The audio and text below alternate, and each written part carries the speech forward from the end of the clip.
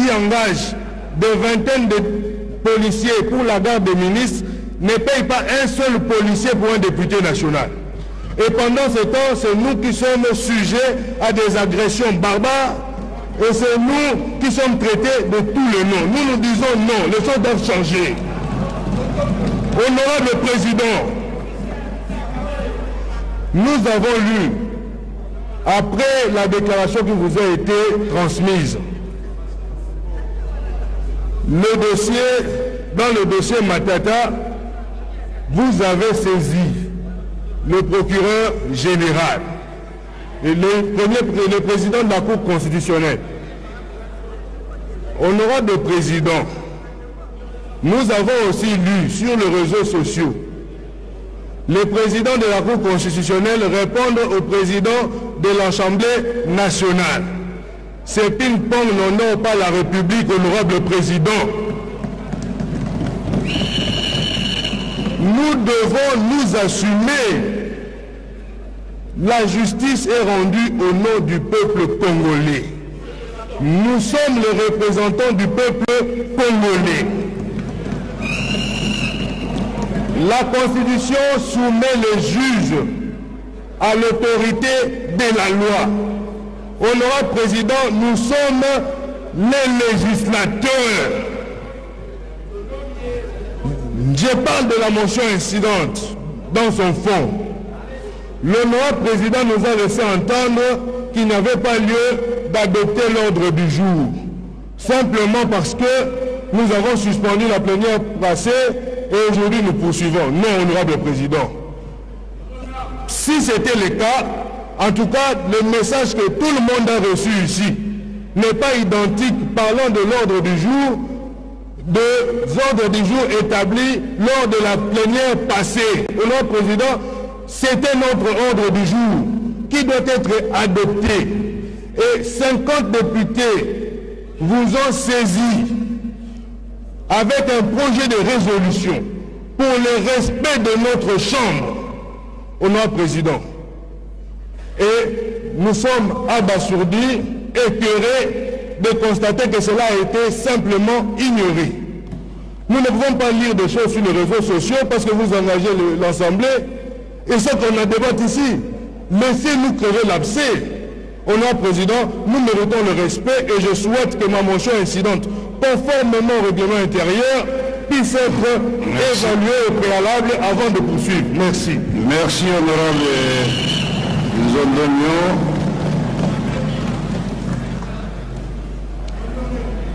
Honorable Zondonio, l'Assemblée nationale n'était pas officiellement informée par la Cour constitutionnelle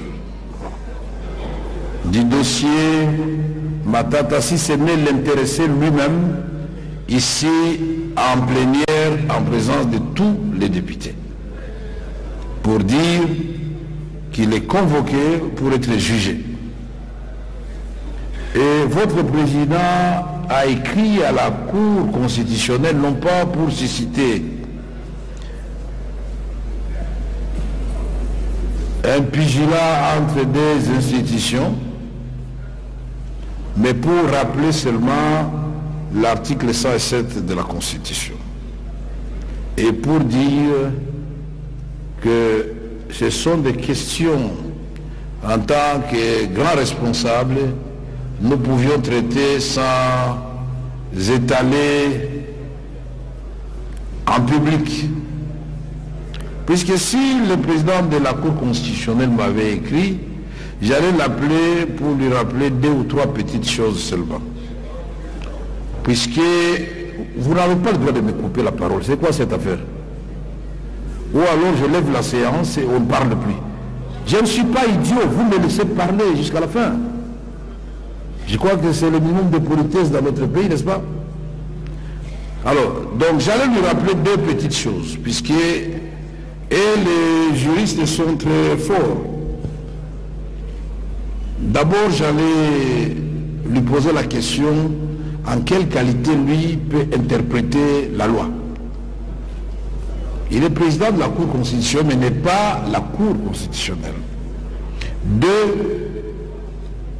nous avons des cas dans le passé, des sénateurs Salomon Escadela, n'est-ce pas? Mais on avait abandonné les charges contre Salomon Escadela quand il est devenu sénateur. Ils étaient embêtés, n'est-ce pas? Mais nous avons le cas de Matata lui-même. Mais c'est eux-mêmes, après avoir levé les immunités au Sénat, qui ont dit nous allons stopper la procédure de Matata, ou je ne sais pas quoi, le Sénat avait donné son autorisation, pour lui permettre de se présenter comme candidat président de la République et député national. Est-ce que Kamere était là? Mais alors, et s'il était élu président de la République? Je pose la question. Et s'il était élu président de la République, ils allaient faire quoi?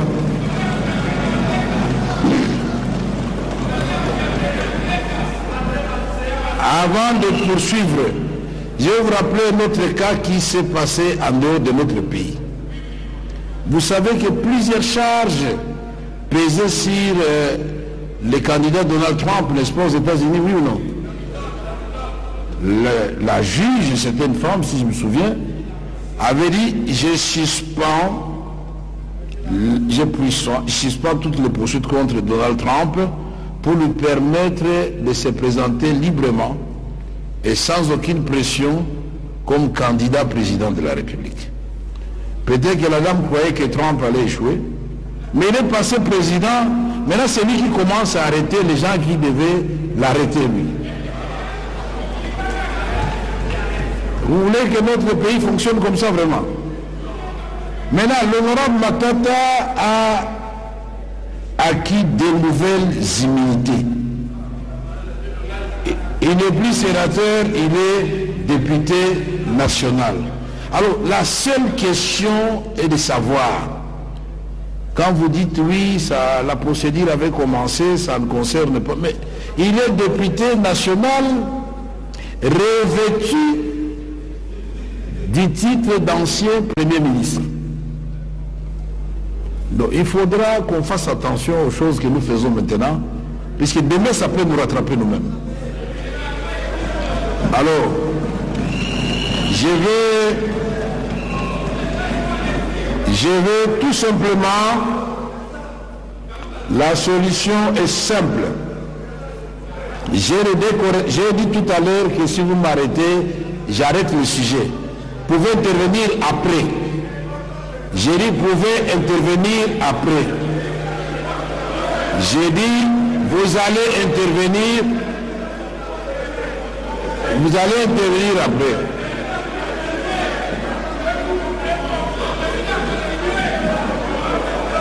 Honorable Asselo.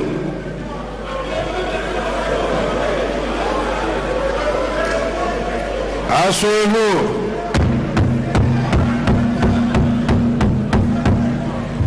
Honorable Asselo, vous avez la parole. Ah non, dis asseyez-vous, ça ne peut pas continuer comme ça.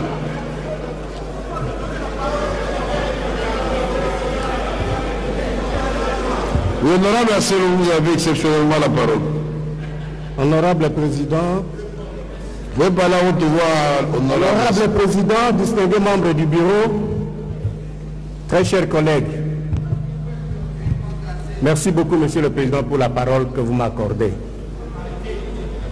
Je disais tout à l'heure que mon intervention, en fait, je l'ai dit lorsque j'étais sur ma chaise, mais c'est pour l'intérêt de la Chambre. Oui, rassurez-vous, collègues. Mais suivez d'abord, c'est quoi cette affaire? Honorable Président, pas comme ça. Vous êtes la bouche de la représentation nationale. De votre bouche, excusez-moi, cher aîné, n'importe quoi ne peut pas sortir. Honorable Président, les conseils, je reste convaincu que vous avez un bureau très averti. Nous, les juristes, nous avons un malheur. Oui, nous avons un malheur. Parce que, Monsieur le Président, nous, les juristes, quand un financier parle, nous, on l'écoute. On apprend de lui. Quand un biologiste parle, quand un médecin, comme le docteur Maître l'a dit, parle, Balthazar, moi, assez long, je l'écoute.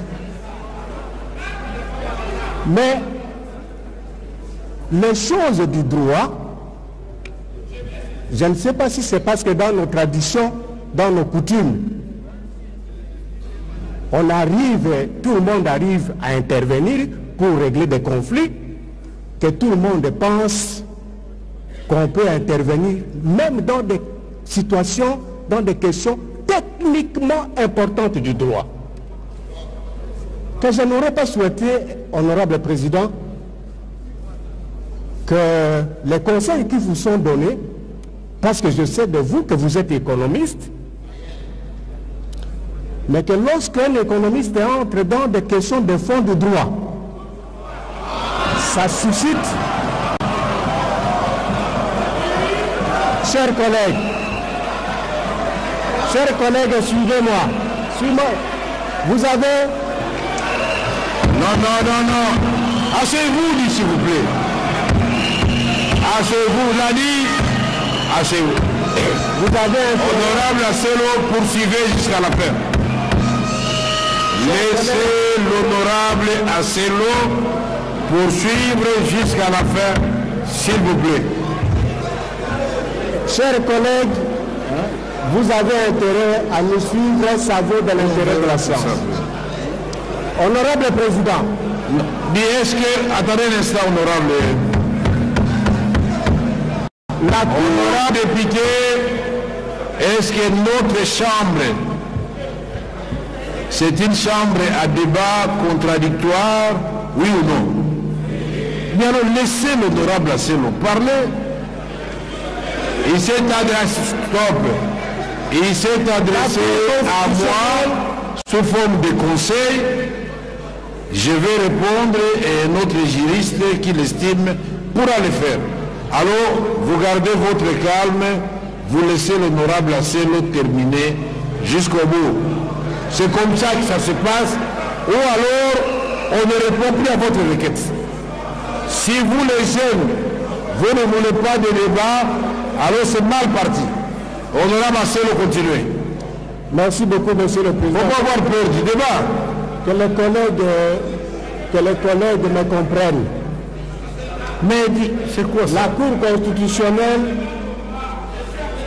le président de la Cour constitutionnelle, c'est un chef de corps. Ok? Le président de la Cour constitutionnelle, dans notre pays, c'est un chef de corps. Le président de l'Assemblée nationale, c'est le chef d'une institution. Lorsqu'un problème se pose et que le président de la Cour constitutionnelle réagit, comment on peut demander à notre président de l'Assemblée nationale de se poser la question de savoir en quelle qualité le président de la Cour constitutionnelle réagit alors que la correspondance lui a été adressée? Alors que le président, lui, quand il parle là, c'est parce qu'il estime, et je suis d'accord avec lui, qu'il est le président du Parlement, de la Chambre du Parlement. Comment on peut dire à notre président de l'Assemblée nationale de se poser la question de savoir à quel titre le président de la Cour constitutionnelle se prononce? Monsieur le Président, au-delà de ça, Monsieur le Président, Est-ce qu'on peut vous dire, parce qu'on veut vous amener au droit étranger, le droit des Américains. En pareille circonstance, qu'est-ce qui est prévu dans notre loi? Quel est le principe qui gérerait une telle situation telle que nous sommes en train de la connaître aujourd'hui dans notre pays? On vous amène chez Trump, Monsieur le Président. Mais qu'est-ce qui est dit chez nous? Et là, je me fais confiance parce que je me dis à côté de vous, à droite, un juriste, un peu à gauche, après le deuxième président, c'est encore un juriste. Comment tout ceci se passe, Monsieur le Président? Je suis d'accord avec l'honorable Zondoni qui a proposé tout à l'heure là, que pour des situations comme ça, parce qu'il y en a trop, Monsieur le Président, il y a des bouches qui se ferment ici à l'Assemblée nationale, des questions aussi importantes. Votre bureau a autant de propositions de loi déposées par des députés que nous sommes. Nous faisons une semaine à la maison sans plénière. Et comme nous avons dit tout à l'heure, là, nous allons rentrer sans travailler. Et donc, qu'on ne vous fasse pas, Monsieur le Président, qu'on ne vous expose pas devant la nation à dire des choses comme ça, vous attaquez au président de la Cour constitutionnelle qui est un chef de corps qui parle pour la justice. Voilà ce que j'ai voulu dire. Merci beaucoup, Monsieur le Président. Merci. Merci, honorable. Merci, honorable Asselo, pour votre intervention. Mais malheureusement, dites, monsieur, est-ce que vous pouvez me laisser parler? Je voudrais dire à l'honorable Asselo que je le remercie pour son intervention. Mais malheureusement, peut-être qu'il avait déjà l'intervention en tête ou des appréhensions. Je ne pense pas avoir dit en quelle qualité le président de la Cour des comptes m'a répondu. J'ai dit en quelle qualité lui, président de la Cour constitutionnelle, s'est permis d'interpréter la loi et la Constitution. C'est différent. Il n'en a pas le pouvoir.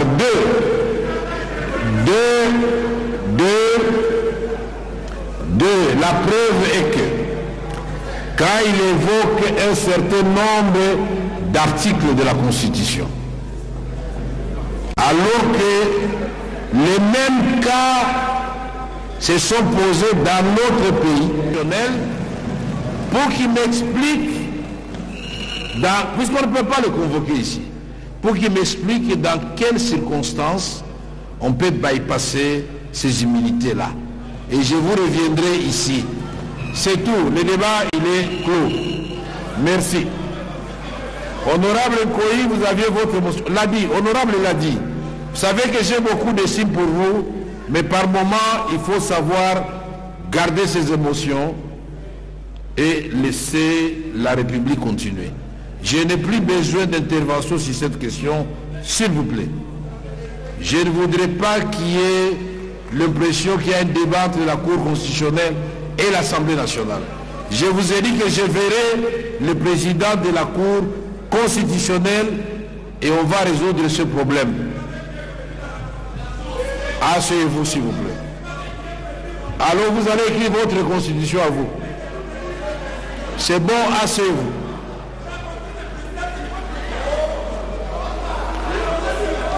Si, vous savez, honorable député, si on écrit tout, ou si on avait écrit tout dans la Constitution n'aurait plus de besoin d'être. Vous aurez une Constitution d'1 million de pages. Si vous devez tout écrire dans la Constitution. Il y a des pratiques, il y a des us et coutumes. Nous sommes des grands responsables, nous allons nous rencontrer, la Constitution ne l'interdit pas. À ce que je sache, la collaboration interinstitutionnelle n'est pas interdite dans la Constitution. Et c'est ce que je ferai et je viendrai vous rendre compte. Un point, un trait. Honorable Nkoyi, vous avez la parole. Mais si vous revenez sur la même question, je vous la retire tout de suite. Honorable Président, honorable membre du bureau et cher Président, lorsque l'honorable Nkoy passe ici, c'est pour poser des questions saillantes. Je dis quoi? Alors si ça, je ne pouvais pas revenir par rapport à la question qui a été posée ici, en rapport avec les immunités de notre cher collègue Matata et les autres députés, parce que moi je voulais tout simplement vous dire que non, cette question, si vous ne parvenez pas à maîtriser ça au niveau du bureau, ça va constituer une jurisprudence. Et pour ça, je m'étais, puisque vous avez parlé, et je ne peux pas vous couper la parole pour ça. Et puis, non, je regarde tout le monde. Alors, la première, ma motion d'information est relative à 4 points brutalement. Non, je dis, Président, protégez-moi. Quand je dis brutalement, cela veut dire que je ne peux pas prendre tout le temps, puisque les collègues sont fatigués. Nous sommes arrivés ici depuis 13 heures. Monsieur le Président, je viens d'une mission. Et pour cette mission, on vous félicite. Vous nous avez honorés. Et la province de l'Équateur dans son ensemble vous remercie. Par rapport au dénaufrage, puisque depuis que nous avons commencé ce processus électoral, les camps qui surviennent à l'Équateur, on n'a jamais eu d'assistance. Mais vous, avec votre bureau, je vous vois maintenant, vous nous avez assisté. Président, vous nous avez assisté par des missions concomitantes. Oui. Président, protégez-moi. J'ai dit ceci. Depuis 2006, et le naufrage, et les inondations, on n'a jamais eu une mission comme vous l'avez faite dans votre bureau. Nous avons eu des missions concomitantes par rapport aux 2 différents naufrages. Pour ça, je vous remercie. Et la province de l'Équateur, la grande province de l'Équateur vous remercie. Vous allez avoir un rapport costaud par rapport aux différents événements. Pas de moyens, vous travaillez avec les bois de bord, mais au moins vous avez accepté que nous puissions faire des missions concomitantes. Pour ça, on vous remercie pour ça. Le deuxième problème, Monsieur le Président, laissez-moi parler. Je parle un mot français quand même. Deuxième problème, Monsieur le Président, je vous ai appelé, malheureusement vous ne répondez pas.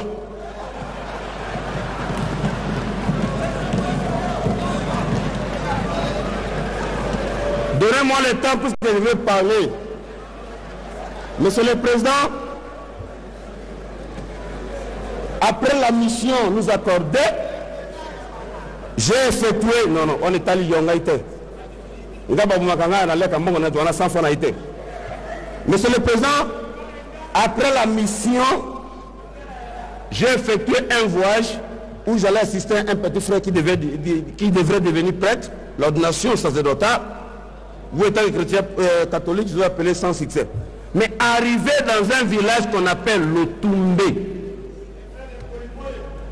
Monsieur le Président, j'étais à Botek. On m'appelle, on me dit que non, il y a 3 personnes qui ont été tuées dans un amigo. Je pense que les juristes comprennent amigo, hein. C'est pas une prison. Où un policier, il a pris son arme sous la porte de l'amigo, il a tué 3 personnes pour cause d'un problème de dette. C'est grave. Et quand j'arrive à 3h du matin, je trouve les corps justes. 3 corps justes, c'est comme ça qu'ils ont tué le policier et le commandant qui était là et les policiers le meurtrier, il a fui, il est parti. Un fait serait grave. Monsieur le Président, j'arrive là-bas, c'est votre humble serviteur qui commence à prendre les cadavres. Je vous dis, à Ingende. À Ingende, au village de Lotoulé. Et quand je suis arrivé, député est venu. Député sans mot de défense, député sans quoi, et le commandant qui était là qui me dit, député Nabi Noyer, je parle anglais, j'interprète, parce que je parle bien français.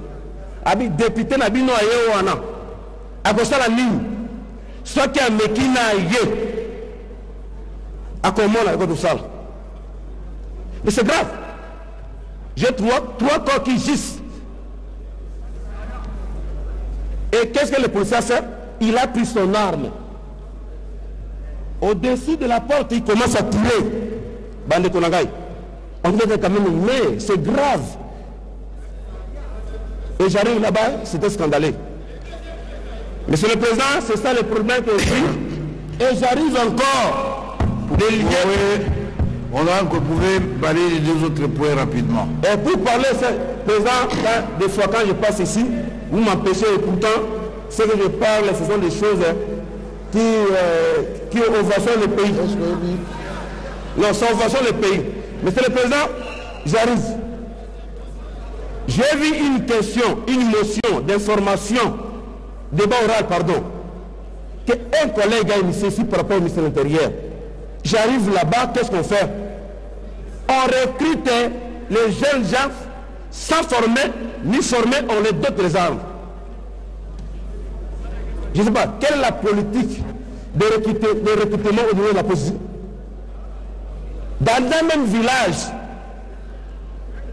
on recrute les jeunes gens